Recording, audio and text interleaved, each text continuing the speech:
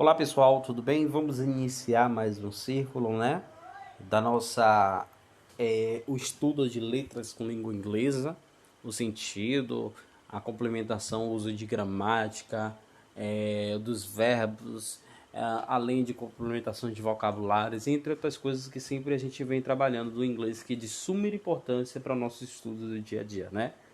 Em inglês vocês sabem que é importante, então é válido para a gente. Vamos iniciar, né? Entender sobre o uso dos verbos passivo e voz, né? Da língua inglesa que vem a forma da voz passiva, que é uma construção de frasal, né? Acho que vocês já ouviram também falar sobre o uso de phrasal verbs, que é a colocação de usos de várias frases do inglês. É o sujeito paciente, claro, ou seja, ele sofre a ação de uma frase ao invés de ser praticado, né? É destacado o que acontece no sujeito. A gente dá para entender que ele vem enfatizando o sentido dos verbos além dos adjetivos. Observe isso aqui. The car was washed. O carro foi lavado. Observe que a forma veio and na forma final do washed, né, do inglês. O foco exemplo acima, a gente dá para entender que o período de car, uma vez aquele recebe a ação de ser lavado. Então o carro vai ser lavado. Então o principal alvo é o carro, certo? A regra, a gente dá para entender o exemplo da voz, no sentido do objeto mais o verbo to be mais o participo, né?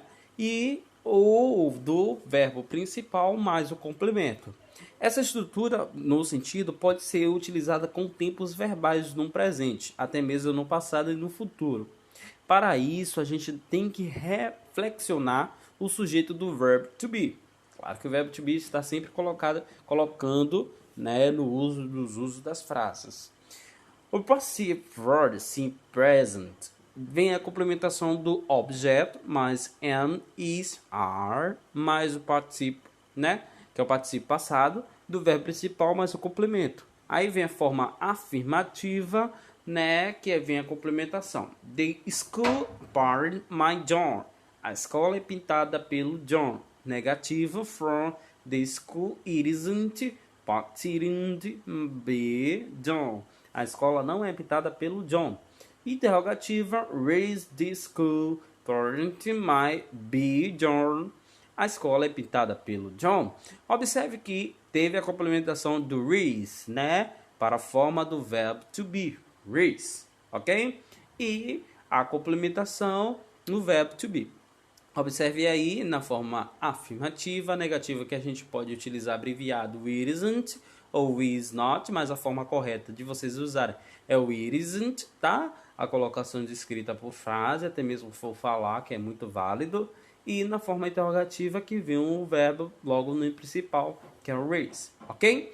Então a gente deve entender na forma contínuo, present contínuo, vem o objeto mais I am being, is being, are being, a colocação do being, né? Being, dá para entender assim, being, tá? Mais o participo do passado, participo passado do verbo principal mais o complemento. Aí vocês verem a forma afirmativa, negativa e interrogativa como são as colocações.